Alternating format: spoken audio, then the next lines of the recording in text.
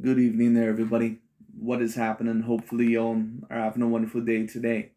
So, when it comes down to it, I thought that I would talk about this little video and this topic that I found very particularly interesting. And this is going to be a topic that I've been talking now for a very, very decently long time. And this is going to entail the Saul Canelo Alvarez conversation, and the conversation mainly about who Canelo could face next, or all in all, who potentially is the biggest threat to him, but not necessarily in the 175-pound division. Now, who do I believe that Canelo Alvarez is going to face next after Gennady Triple G Golovkin, if he is even able to win that fight, which I do assume that more than likely he's going to be able to do.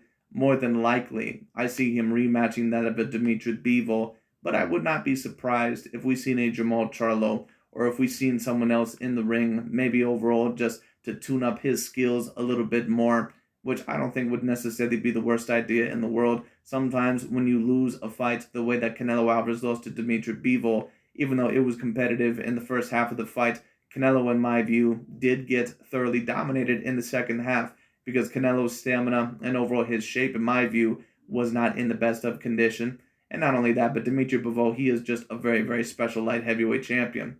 But at the end of the day, it's going to be very interesting if Canelo Alvarez, whether he beats Dimitri Bivol, whether he doesn't, is going to be very interesting to see maybe how he returns to 168 pounds and what fights he may or may not take. Of course, we do know that Demetrius Andrade is around that weight division. We know that Jermall Charlo is at 160 pounds right now. And we know that David Benavidez, of course, the very talented, athletic Mexican-American fighter, Mr. David Benavidez, is at 168 pounds. And that really is truly the only very decently talented fighter there that Canelo Alvarez has not fought as of yet. So at the end of the day, Canelo Alvarez does have a lot of options. But the big question is that I mainly have is about both Mr. Jermall Charlo and Demetrius Andrade. Because of course, according to a lot of people, Canelo Alvarez has allegedly been avoiding these guys for several years. Now, do I believe that that is the 100% truth? No, I do not. I think that Canelo Alvarez has showed interest with a Jermall Charlo. I just don't think that he has decided to face him as of yet. Now, if you wanted to make a point about Mr. Demetrius Andrade and maybe Canelo Alvarez looking at him and basically saying, you know what, that's a style that might give me a little bit of problems. And on top of that, when you talk about his value and his marketability, he might be a little bit too much trouble for what he's worth. I think that there's some substance behind that. Do I think that he is 100% avoiding a Jermall Charlo or David Benavidez fight? No, I do not. I think that Canelo Alvarez was focused on accomplishing history in the light heavyweight division, and I believe all in all that that's what he was aiming to do. All right, because Canelo Alvarez, once again, his aim, in my opinion, is to become a debatable top 10 or top 5 greatest boxer of all time. And who knows, he could accomplish that. But in my opinion, if he is going to accomplish that, he is going to have to avenge his loss to Dimitri Bivol, and more than likely, if he could, maybe defeat Artur Beterbiev or defeat Ulunga Makabu or possibly become a cruiserweight champion. But we'll see what happens. We will see what Canelo will do a little bit later on. Because to be quite honest with you, it's not like every fighter within that conversation just has a spotless record. Many people would debate Roberto Duran in the top 10 of all time, and he lost almost every big fight in his career when he moved up in the weight divisions. So it just is what it is. And there's a couple of other fighters that I probably can mention as well. But anyways, not to digress too much. The biggest question about both Mr. Demetrius Andrade and Jermall Charlo is if they don't get the Canelo Alvarez fight, will they debatably take another big fight? And of course, a certain amount of people may retort with, well, Callum Smith, Caleb Plant, and those guys, they didn't necessarily have to take that big of a fight to get Canelo Alvarez. Why do these guys have to? And that's a fair enough point. But basically, my mindset is this: desperate times call for desperate measures. And this is almost like the situation that I seen with Terrence Bud Crawford, where allegedly everyone over at the PBC was avoiding him when it came down to it. But then when it came to certain fights that he could have possibly taken, at first when the Sean Porter fight overall was offered to him, or debatably, he could, possibly face Sean Porter, he said, oh no, I don't want to take that fight. Well, if you're a person on the know that has a very hard time getting those big fights for whatever reason, you really overall don't have the option to be that choosy. Basically, desperate times call for desperate measures. And in my opinion, if Jermall Charlo probably can wait it out, in my opinion. I think that Canelo Alvarez has always been interested in a fight with Jermall Charlo. I think he sees Jermall Charlo probably not only as a beatable fighter, but a fighter all in all that, may give him a little bit of a good fight and a fighter that is going to do decent numbers if they do a pay-per-view. With Demetrius Andrade, I don't think that Canelo Alvarez is really interested in Demetrius Andrade, and I don't think that Canelo Alvarez plans on fighting Demetrius Andrade unless Demetrius Andrade overall would get a very, very big win, and then Canelo Alvarez would say, okay, you know what, now I pretty much have to fight him. But other than that, I don't think that he's going to fight Andrade. But then that leads us to this next conclusion. If they do want to face Canelo Alvarez, especially within these next few fights, especially if you are a Demetrius Andrade, and you truly believe that you are one of the best fighters in the world, you should have no problem going up to 168 pounds and possibly facing off with David Benavidez. Because apparently David Benavidez is willing to face on all comers. And Demetrius Andrade cannot seem to get Canelo Alvarez in the ring. He cannot seem to get Jaime Munguia. He cannot seem overall to get Danny Jacobs, although I heard they were friends. He cannot seem to get Jermall Charlo. He cannot seem to get Gennady Golovkin. Well, like I said, desperate times call for desperate measures. And basically, if you cannot get any of these other big fights, you're going to have to put yourself in a very prominent position. Either A, make yourself the mandatory, which I believe he was planning to do. But in my opinion, the best move for Demetrius Andrade and Jermall Charlo could to debatably face that of a Canelo Alvarez. Now, there were certain videos that I've seen overall by certain channels, especially like that of a Boxing Eagle, where they said, well, Canelo Alvarez, he just wants to face these fighters when they're not fresh and when they already have a loss. Well, were you saying that with Terrence Bud Crawford when he defeated Sean Porter? Were you saying that with Errol Spence Jr. when he defeated Akel Brook, who was already knocked out? Were you saying that with when Errol Spence Jr. overall beat that of a Danny Garcia, who already had a few losses? My point being is this: let's keep the same standards for everybody. And at the end of the day, Canelo Alvarez is not only a great fighter, he is an all-time great fighter. And you can talk that shit all day about Canelo Alvarez all you want to. It almost reminds me of the people that talk shit about Floyd Mayweather Jr. And that's just because, basically whoever is the number one pound per pound spot, this is basically what they're going to have to deal with. People overall try to nitpick their resume apart. And I've had certain people come on my channel and they say, well, Canelo Alvarez, he only fights fighters off of losses. That's not true. Or he fights fighters overall that already have losses on their resume. Well, there's a few there. But if we really wanted to dissect everyone's resume, we could go to Floyd Mayweather Jr.'s resume and say that he fought a lot of fighters. In fact, the majority of his fighters that he fought, that were the A-grade fighters in his career, a lot of them overall already had a few losses in their career, whether they be Zab Judah, whether it be Miguel Cotto, whether it be Manny Pacquiao, whether it be Juan Manuel Marquez, whether it be Oscar De La Hoya, whether it be Shane Mosley, all those fighters had losses. Now, if you want to debate that some of those guys were coming off of the best wins in their career or one of the best wins, no problem with that. I would somewhat agree with you. But that's my point about the situation. Don't let overall a racial issue or your emotions cloud your head to the point to where you're not making any logical sense. Now, a fighter, in my opinion, that was fighting fighters that already had losses and clearly were not the same fighters anymore was someone like a Terrence Crawford when he fought an Amir Khan or a Kell Brook. But Canelo Alvarez, when he usually faces fighters, they're either a champion or they're a fighter all in all that could be undefeated, or they're a fighter that is debatably at the best point in their career or still a very, very big threat. That's why I get so overall, that's why it's so obnoxious when I hear these narratives basically saying, oh, Canelo Alvarez doesn't fight anybody. No, a fighter that doesn't fight anybody is a Gervonta Tank Davis. A fighter who doesn't fight anybody overall is usually like that of a Ryan Garcia. A fighter who doesn't fight anyone overall is maybe someone like, well, I can't really think of another example. I had one in my head, but I lost it. But you basically know what I mean. You can tell the difference between someone that does have a decent resume and someone who doesn't. And Canelo Alvarez has a great resume. But anyways, just to get into the video, let's talk about this situation and let's see what Mr. Dante has to say.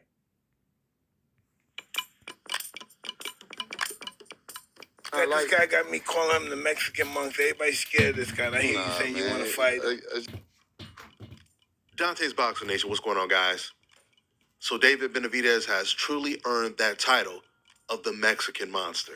David Benavidez is one of the most avoided fighters in the sport of boxing today. A lot of fighters, they say that they would fight him, but no one is planning on fighting him next. David Benavidez, he wants to fight all of these guys as soon as possible. He doesn't want to wait. David, he won. Now it's very interesting because according to Dante's Boxing Nation and a certain amount of these other channels, Canelo Alvarez is allegedly avoiding that of a David Benavidez and other fighters. Even though Canelo Alvarez is still facing consistent, decent competition. Now, if you want to allege that David Benavidez, in your view, is more of a threat than some of those other fighters, you can debate that. I would not put David Benavidez above a Demetrius Bivol, for example. But at the end of the day, David Benavidez, just because of his size and power, I would probably put him over Caleb Plant, Charlo, Andrade, those guys, Billy Joe Saunders. I would probably put him above those guys. But it's very interesting because Demetrius Andrade and Jermall Charlo have now both come out and said that they don't really seem too interested in that fight. Or either A, that fight would take some time to make, or B, when it comes down to it, that, they don't think that he has enough value yet. So where is Dante's Boxing Nation, claiming that those guys are quote-unquote cherry pickers or that they're afraid of David Benavidez? You're not going to hear it from him. Okay? So like I said, let's keep everyone to the same standards, please. Wants to replace Canelo Alvarez as the next big Mexican star. And in order for him to do that, he has to beat the names. Just like Andrade and Charlo, they needed Canelo and Gennady Golovkin. But now fighters like Andrade and Charlo, they can fight David Benavidez, and they could still get the same type of credit that they would have gotten if they would have beat Canelo Alvarez. Because David Benavidez is the most avoided fighter. He's the most dangerous fighter at 168. I'm not saying the win would have been as big, if they were to beat Canelo. Well, I don't think that they're going to get the same amount of credit for beating David Benavidez, if they can even beat him in the first place. And to be quite honest with you, I don't think that Jermall Charlo really has much of a chance against David Benavidez. I once upon a time thought that he did, but when I seen David Benavidez in his past couple of fights, I think that the only realistic fighter that, in my view, has the best of chances against David Benavidez is Canelo Alvarez. It's so interesting because Dante and some of these other LDBC and new media channels, they always talk about Canelo Alvarez, about how he's so limited, and apparently all in all, he's not that skilled. He's just overrated because of quote-unquote old media. But they always will tell you, really within their distinct narrations, they know that Canelo Alvarez is on another level because they don't have a problem when Canelo Alvarez goes up to face Demetrius Bivol or David Benavidez. They expect him to win. But as soon as Jermall Charlo and someone like a Demetrius Andrade, moves up in weight to potentially face someone like that, they immediately mention the weight difference. So if they cannot really go up the weight classes like what a Canelo Alvarez can do, what does that tell you? They're not really on the same level. Anyway. Alvarez before Bivol did it, but it would definitely catapult their career if one of them would have moved up to 168 to beat the Mexican monster David Benavidez. That clip I just played for you guys, that was Jermall Charlo talking to Mike Tyson, explaining why he's not fighting David Benavidez right now. Jermall said his value is too low right now. Benavidez, would you fight him? I fight him for sure. Yeah. Yeah. Then why you not getting? You said he fight anybody. He ready. Right. You know that. I know, but why they not letting you fight this guy? It's I got not this guy got me calling him the Mexican monk. Everybody's scared of this guy. I hear you saying you want to fight him. I just think his value is low. It's not worth as much as Oh, fighting, God damn, fighting man. like Canelo. I'd rather. What if we... And you heard Mr. Jermall Charlo there state that he believes that David Benavidez's value is too low. Once again, I get these certain guys that come on my channel, and listen, I get it, because it does seem at times like a logical point because Canelo has not fought them in years. But once again, I really can't get after Canelo that much because he has proven to me that time and time again, he usually faces decent A-grade fighters, decent A-grade champions. And I'm sorry, but Jermall Charlo and Demetrius Andrade, to me, they're not really that much more above a Caleb Plant. And certain people, they would highly disagree with that. I mean, what wins do Jermall Charlo and Demetrius Andrade really have in their career that, in my view, really puts them that above a Caleb Plant? And really, even in terms of ability, if you were to have a peak value Caleb Plant versus a peak value Jermall Charlo, I think Caleb Plant would outbox him. If you were to have a Demetrius Andrade versus Caleb Plant fight at peak v peak, that's a fight that, in my opinion, could go either way. I've never really seen in Demetrius Andrade what other people have seen. Now, I've been wrong about fighters before. Not very often, but I've been wrong about fighters before. when it comes down to it, so I could just be seeing something that, or I could, maybe not be seeing something that maybe other people see, but I doubt it. Demetrius Andrade, to me, he looks like a very decent fighter, but I think that his skill set has been vastly overrated. See cyber threats in real life. Yesterday's technology can no longer stop them. But you notice that Jermall Charlo, what he stated was basically that, well, I would rather fight Canelo. Well, that's cool, bruh. But at the end of the day, Canelo Alvarez right now, he's not interested in fighting you. All right, I believe that eventually he will. But a certain amount of fighters always want to hide behind that. They say, oh, well, I don't want to fight him. I want to face the big elite dog, right? But sometimes to face the big dog of the division, I believe that there was a similar situation with Keith Thurman right before he was about to face Floyd Mayweather Jr. Or, Floyd basically said, because he does this sometimes for his fighters, he said, okay, cool. Well, if you want to fight me, you got to get in the ring first with Errol Spence Jr. And obviously Keith Thurman knew who the hell Errol Spence Jr. was. A lot of them knew him, I believe, through the amateur circuit. He was a very decorated amateur boxer throughout, I believe, I believe in the amateurs. I think maybe he even, I can't really remember the divisions that he fought in the amateurs. Probably anywhere from welterweight, possibly even up to 160 when it came down to it. But Errol Spence Jr., when it came down to it, Keith Thurman then basically said, well, no, I don't want to fight him. Well, sometimes overall, the A-grade fighters have their demands. And at the end of the day, if you're not willing to fight one of the top contenders overall to possibly get that fight, then in my view, you don't want that fight bad enough, because it would not be that difficult, especially since David Benavidez overall is only one weight class higher than you guys. And on top of that, well, let me state this. David Benavidez is a pretty decently big super middleweight. In fact, you could debate that maybe he even is a natural light heavyweight. But at the end of the day, Canelo Alvarez, he has expectations on his shoulders to beat almost anyone he's in the ring with, from anywhere from 154 almost to 175. So at the end of the day, if you are going to be on the Canelo Alvarez level, those same standards need to be placed upon your shoulders. Okay? It's kind of like if we were to talk about the Michael Jordan, LeBron James argument. So many LeBron James fans, they always basically say, oh, well, LeBron James, he didn't have the help, or he didn't have this, and so you can't compare it. Well, if you're comparing him to the greatest of all time, or if you're saying all in all that, he is the GOAT, quote unquote, then the same standards need to be applied. You need to win consistently. So it is what it is. Anyway. Oh, God damn, man. I'd rather. So basically, the thing with Jermall Charlo, I have been correct this whole time. Jermall Charlo basically has wanted a lottery ticket against Canelo Alvarez, but he's not willing to face almost any of the top contender to do it. Anyway.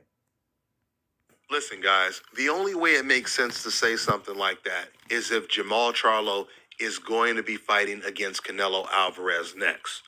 If you're not fighting against Canelo Alvarez, then that would mean that Jermall would have to be fighting someone who is valued more than a David Benavidez, because this is the exact reason why Jermall said he's not taking that fight right now. You see, it can't be Majes Selecki, because that fighter has a very low value, according to Jermall Charlo's logic. And understand this, guys. I agree with you, Mr. Dante, and good on you for actually being truthful overall in this, because Dante, a lot of the goddamn times, with his narratives, he will always overall have certain double standards, or he will change the narrative depending on the fighter. He says that Canelo Alvarez allegedly faces these weak Caucasian European fighters, but then when Terrence Crawford tore through Victor Postal and overall someone like a Jeff Horn, apparently those guys were A-grade fighters. Like, come on. So are these guys elite Caucasian champions, or are they not? And on top of that, it's very interesting. Dante, at one point in time, and I've already said this a multitude of times, at one point in time, he was stating that Canelo Alvarez was avoiding someone like a Caleb Plant and a Billy Joe Saunders. But then as soon as Canelo Alvarez was going to fight them, all of a sudden the excuses came rolling in. And it was the same thing with Dimitri Bivol and Jermall Charlo when Canelo was thinking about facing Jermall Charlo next. And I have dozens of videos overall proving this point. So it is what it is. So like I've said about these channels in the past, they may seem logical and objective from a far, point of view. But when you really dissect overall and see what their machinations and what their motivations are, a lot of these guys are really full of shit. It just is what it is. And don't get me wrong, that's not me stating that ESPN or Fox Sports News is much better. But you have to really, really be careful, overall who you get your points from and all in all, what you truly believe. You have to do your research, you have to know the info, you have to know the situation. Anyway. Jermall Charlo, he doesn't fight at 168, where David Benavidez fights. And some people might bring up the fact, well, Canelo Alvarez didn't face Jermall Charlo or Demetrius Andrade at 160, and he didn't face him at 154. Well, you can argue that all you want to, but at the end of the day, Canelo Alvarez, every time that he has moved up a weight division, you can argue that he was always facing a more dangerous fighter than what either Jermall Charlo or what Demetrius Andrade were. And not everyone is going to agree with that, but it just is what it is. When he went up to 160, first of all, when he was at 154, he fought a Araceli Lara, who in my opinion is just better than either a prime Demetrius Andrade or Jermall Charlo ever have been. Certainly better than a Jermall Charlo. But in my opinion, he's even above Demetrius Andrade. Some people would disagree, but that's just my opinion of the matter. When it comes down to it, maybe, once again, maybe I'm not seeing something that other people see. I don't know. But Andrade, in my view, even though he is decently talented, he's never impressed me as much as what others have tried to put him on. So it just is what it is. But at the end of the day, when it comes down to it, then Canelo Alvarez moves up to 160. He faces Gennady Golovkin, who at the time was looked at as a top 5, top 3 pound-for-pound fighter on almost every single list.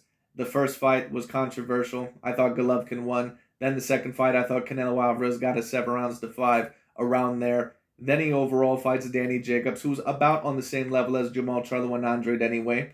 But if you wanted to mention that Canelo did not seem interested in facing Andrade, you can mention that. I don't really have a problem with that. But then at 168, he fought Caleb Plant, Billy Joe Saunders, and Callum Smith. In my view, all those fighters, they're somewhat around the same danger threat level as a Charlo and an Andrade, and not everyone is going to agree with that. It is what it is. Maybe Andrade, you could argue, is slightly above some of those fighters, but Charlo, no. He fights at 160, but the problem is Jermall, he put more pressure on himself to move up and fight David Benavidez when he initiated the challenge.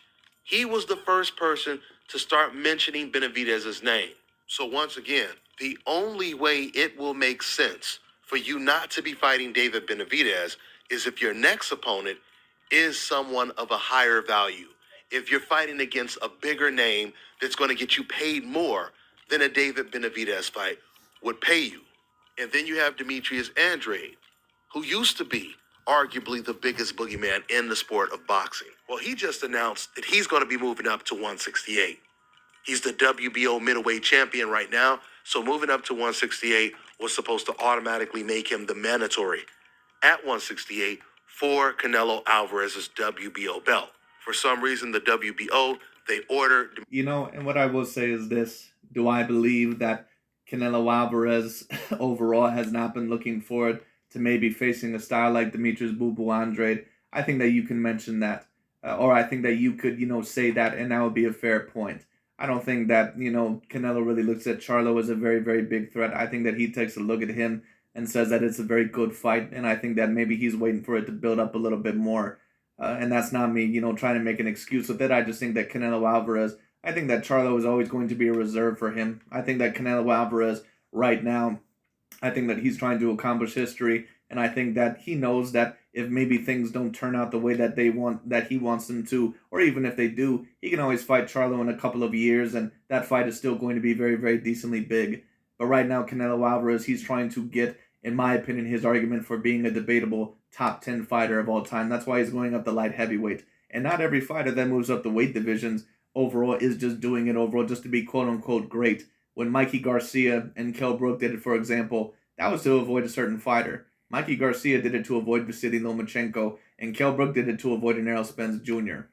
So sometimes that is happening. But Canelo Alvarez oftentimes is facing fighters, that oftentimes are about on a similar threat level, if not even more of a threat level than what an Andrade or a Charlo ever were. So that's why I can't really get after, Canelo Alvarez that much. Anyway.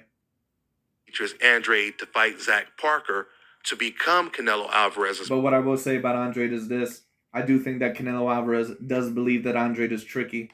But if you don't take the David Benavidez opportunity, in my opinion, you have no one else to blame but yourself for not getting the potential Canelo Alvarez fight or getting a fight against other top contenders. Mandatory. He was scheduled to take on that fight, but he pulled out of that fight. Demetrius, he said he had an injury. Andrade, he went live and he answered some questions. Matter of fact, I have the video. I just uploaded it. It's on my channel. So watch it if you guys missed it because he talks about a lot of different things. But in that live feed, he actually said, I'm supposed to be Canelo's mandatory at 168. Then he said he's taking a risk going overseas to fight this guy, Zach Parker. This is what he just said in this live video that he did. And then when he was asked about fighting against David Benavidez, he said a fight like that takes time to make. You know, these guys always claim that with their favorite fighters. And don't get me wrong, going overseas is always a little bit of a risk. But come on, facing Zach Parker overseas, Andrade, that's a huge risk. Like, come on. Now, maybe I haven't watched much of Zach Parker, but I believe I watched a little bit of highlights. That dude does not really pop off the screen to me. So, come on, man. Really? You're taking a huge risk. It's like the same thing that they said overall about, well, you know, Devin Haney. He took a huge risk by going to Australia, and that was a little bit more of a risk because George Kambosos and Devin Haney, they were looked at on more of a similar level going into that fight. But in my opinion, Devin Haney was always the better fighter of the two, and that's why I predicted Devin Haney to win that fight. But they never mentioned how Tyson Fury, that, you know, he never took, you know, how he took a risk coming to America, even though they tried to screw him over in that first fight with the judges when it came down to it. By beating Deontay Wilder. They never mentioned it overall with other fighters, you know, of that caliber. But anyway. And then he started to call. But don't get me wrong. Once again, going overseas, in my view, it does provide its challenges. So you do have to give credit where credit is due. But I'm sorry. Andrade against Zach Parker. Zach Parker is not an A-grade fighter. Hell, I don't even know if he's a B-grade fighter. Chris Eubank. But the fact that Demetrius Andrade is a free agent right now, the David Benavidez fight would be a very easy fight to make, and it is way bigger than a Chris Eubank fight. Now, the Chris Eubank fight would be a great segue into taking on the David Benavidez fight, but when it comes to comparing opponents, the Eubanks fight doesn't come close to how big a Demetrius Andrade versus David Benavidez fight would be. You're talking about two undefeated champions, at least the middleweight champion versus the super middleweight champion. Boogeyman versus Boogeyman. One simple but brilliant trick to cool your home in 90 seconds. Tired of hot and stuffy rooms? It's Boogeyman. It gets no bigger than that, unless Demetrius Andrade is getting the Canelo Alvarez fight. I still believe Demetrius Andrade, he will take that fight if push comes to shove, but for some reason, he definitely made it seem like he was more interested in fighting Chris Eubanks as opposed to fighting David Benavidez. For some reason. Dante, we all know that if that would have been Canelo Alvarez or someone like a Ryan Garcia or a Tyson Fury, you would be alleging right now that it would be a duck. So why do you not keep the same standards? Listen, what I'll say is this. In my view, Demetrius Andrade, whether he wants to fight David Benavidez or not, he doesn't really have much of a choice. He's going to have to, because unless he gets to fight with Jermall Charlo, and we all know that that is not going to happen because Jermall Charlo is not going to touch Demetrius Andrade with a 5-foot stick. So at the end of the day, when it comes down to it, that fight's not going to happen. Gennady Golovkin is not going to happen because after the Canelo Alvarez fight, he pretty much is going to ride off into the sunset, you know, depending on what happens. I don't know if you're going to get the Caleb Plant fight or a Billy Joe Saunders fight, and even if you did, it's probably not going to be looked at as the same because those fighters were stopped and pretty much overall their souls were taken away by Mr. Canelo Alvarez. So at this moment, there is no more perfect fight, in my opinion, for Demetrius Andrade than that of a David Benavidez. It's the most realistic one, in my opinion, and if you truly do want Canelo Alvarez, that's the fighter you're going to have to face. Now we talk about who I believe is the most talented fighter all around at the super middleweight division right now, and that is David Morrell. Now, I thought that David Morrell was going to end. Well, right now, I would have to say that the most talented fighter there is Mr. Canelo Alvarez, but we know that DontesBoxingNation, that he would rather swallow rat poison than rather say that. But David Morrell is a very, very talented fighter. I don't think that he's ready for any of those elite fighters at the current moment in time because I believe that he only has about 7, 8 fights, something like that. But he is a very, very talented fighter. Make no mistake about it. I would like to see him be successful later on. I would love to see him versus Canelo or David Benavidez a little bit later on. But I think that, in my view, that he probably should get at least 12 to 15 fights before he even thinks about those challenges. And he's going to have to face some decent contenders. excuse me, in my opinion, maybe get a Caleb Plant fight or maybe some of the other ones, something like that. Up eventually becoming the new boogeyman at super middleweight. You know, he started to mention fighting David Benavidez. He said it a couple of times. But now David Benavidez and his team, they are actually pushing for a David Morrell fight. Because once again, David is in like a Devin Haney situation. David just wants to fight whoever is available when it comes to dangerous opponents. So he's willing to take on. That's right, and Devin Haney, just like Errol Spence Jr., and just like certain other fighters in the past, they put themselves in an advantageous situation. Excuse me, in an advantageous situation to where basically they back that fighter in a corner. And that's what Andrade is going to have to do, because I don't think Canelo Alvarez is really interested, and I don't think that he believes that Andrade is really worth the trouble overall that he could potentially give him, you know, because Andrade, he just, in my view, I mean, people know of him, but he's not as big of a Jermall Charlo fight when it comes down to it. Hell, Canelo versus Andrade, I'm not quite sure if it would even be as big as the Gennady Golovkin trilogy. And that's not me trying to make an excuse. I think Andrade is a decent fighter. I would like to see the fight just as much as the next person. But Andrade, unfortunately for him, there's a lot of people that are not interested in fighting him because I think they look at him as too much trouble for too little reward. So he is going to have to face David Benavidez, or eventually he is going to go extinct. Whoever is willing to get in the ring and sign the contract with him. Granted, it's a big challenge. The exact same thing that Devin Haney is willing to do. So once David Benavidez and his team found out that David Morrell was calling him out, guess what they did? They sent David Morrell a contract. And according to Team Benavidez, ever since they sent out the contract, David Morrell has been missing in action. He never... Well, you know what? I believe that his trainer, Ronnie Shields, I believe that's his trainer. He said that he does not want Mr. What the hell is his name?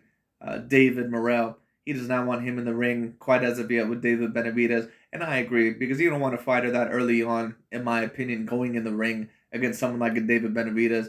David Benavidez, in my opinion, he's not necessarily a Canelo, but he is someone that could mess up your career if you put that fighter in the ring with him a little bit too early. And David Morrell, he's just not experienced enough yet. I think that he needs maybe even several more fights. He's very, very young. From what I remember, he does have a decent amateur pedigree from what I remember. But at the end of the day, that always isn't enough.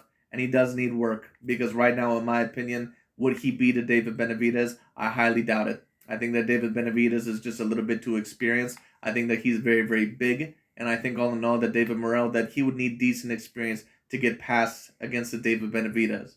But anyway. I never responded. Matter of fact, let me quote exactly what Jose Benavidez said in this recent interview that he just did in Spanish. This is the translation. He said, "We're duck hunting all the ducks that are out there. The duck Charlo, the duck Berlanga, the duck David Morrell, and the duck Caleb Plant. You understand? Edgar Berlanga, I don't think that he would beat any of those fighters that were just listed. I don't even know if Edgar Berlanga would beat Billy Joe Saunders after the loss to Canelo Alvarez. Edgar Berlanga, in my opinion, within his past couple of fights, he looks a little bit more like a little bit more bark than bite, in my opinion. He does not really look that good. In my opinion, he is not going to go that far. All don't want to fight. They don't want to know anything. We sent a contract to David Morrell to fight. He had said he wanted to fight, that he was going to give David a beating. But as soon as we responded, he got lost. And we can't find him. If someone is watching, let us know his whereabouts. And call 911 or call me so I can contact him because he got lost somewhere. Caleb Plant is also out there talking a lot. We're ready for Caleb Plant. David Morrell, with Charlo, with whoever. David is training and he is ready. End quote. Man, oh man, oh man. I'm telling you guys right now, if any of these fighters that David Benavidez's people are calling out right now, if they are desperate to get a breakthrough type of performance against the biggest challenge, and they end up never getting that type of opponent, they have no one to blame but themselves. Because... Thank you, sir. Finally, you're starting to make some logical goddamn sense, Dante. I've been saying the same shit for years.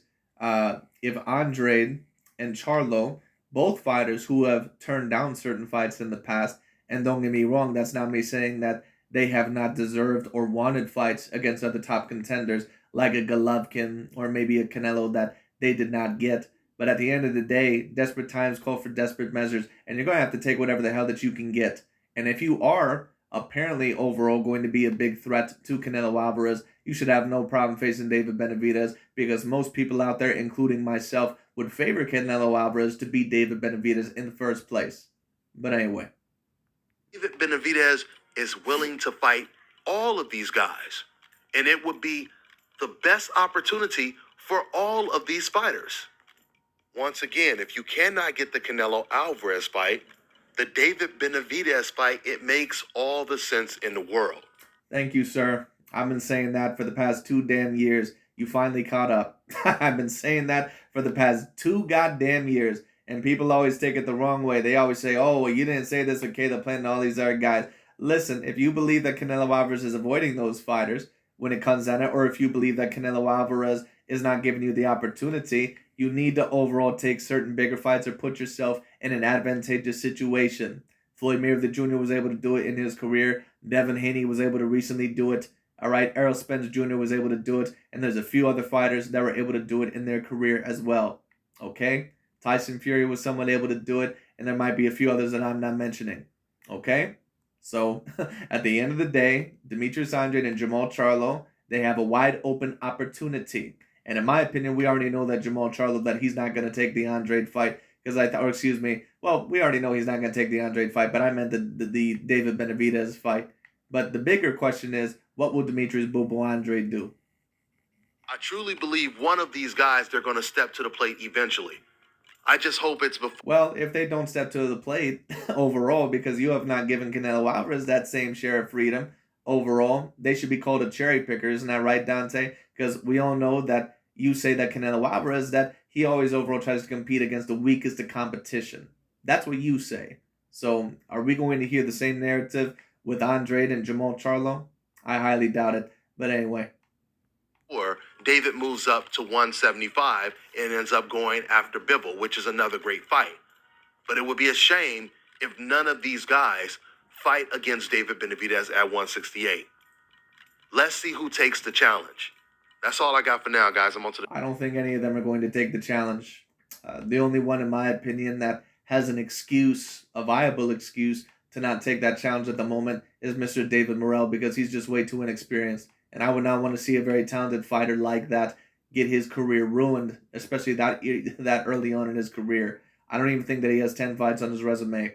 So that kid overall needs to wait a little bit, overall get some experience on his resume, and then maybe he can go after some of those guys.